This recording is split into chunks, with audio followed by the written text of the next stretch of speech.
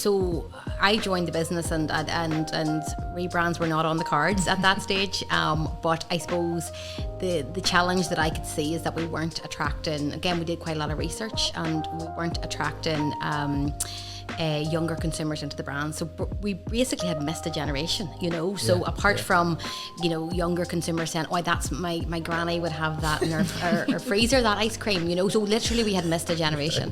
And, ultimately we had to, and the brand had not been changed in 50 years. So, so you talk about, kind of real classic brands tinkering all the time so that there's never that big, massive change.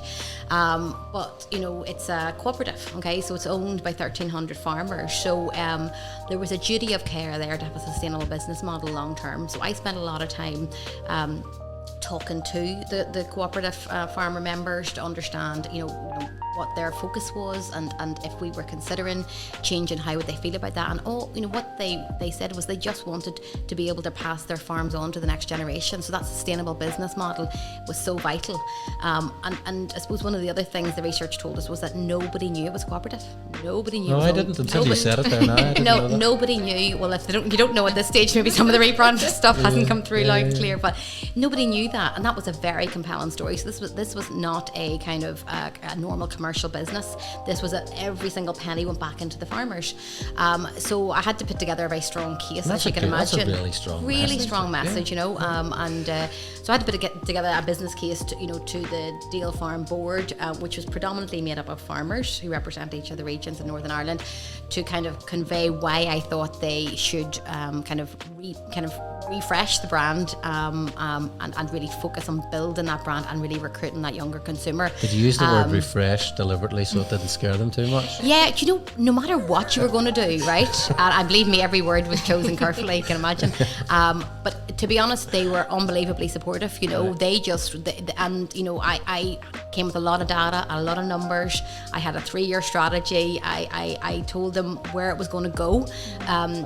If they bought into the overall strategy, they backed it 100%, and there was a goodness in everything that we were doing. We were trying to make sure that we could raise the value of the brand and therefore raise the value of their profits, and kind of the money coming back into those families.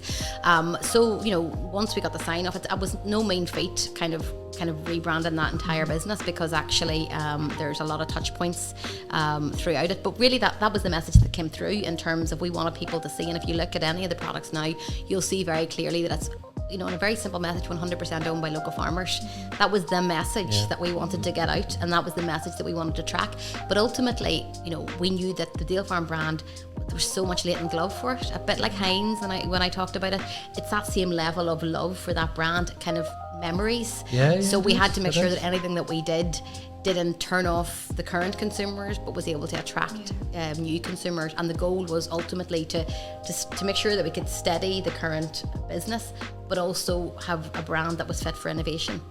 So if you wanted to go into things that were of more appeal in the dairy category to a younger consumer, you needed a brand that could carry that, and the new one does. Particularly, I keep talking about ice cream, but there's been so much innovation in that ice cream category over the last 30 years.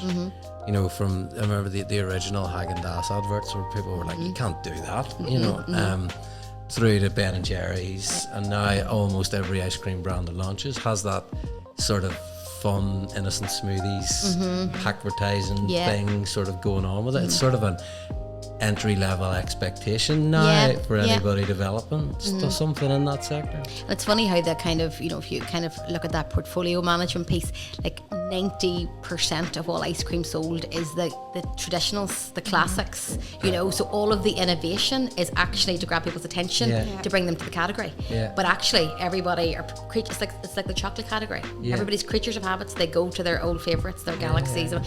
Ice cream category is exactly the same, because I was loved the innovation side of my job, so I was responsible for that as well. So you can imagine the fun we had with kind of innovation around the ice cream category.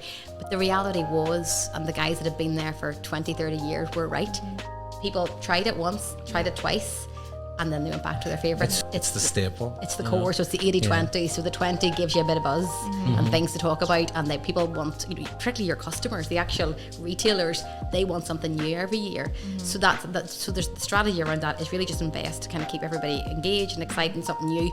But obviously you'll know that maybe there's a 3-year cycle to the new stuff, but everybody goes back to Dale Farm vanilla and honeycomb and what they love and what they know. So hopefully it's not only in their granny's freezer anymore. No, exactly, yeah.